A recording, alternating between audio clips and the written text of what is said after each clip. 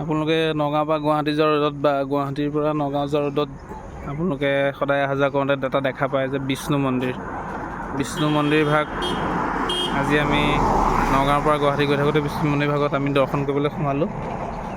ইয়াত যোনে যি মনৰ আশা আহে ইয়াত চাকি বন্তি জ্বলাই, ইয়াত চবৰে মনৰ আশা পূৰ্ণ হয় বুলি আমি গম পাওঁ।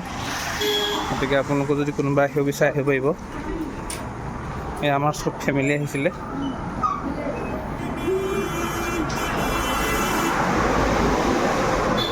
ইয়াতে বাওঁফালে আপোনালোকে চাকি বন্তি জ্বলাবগৈ।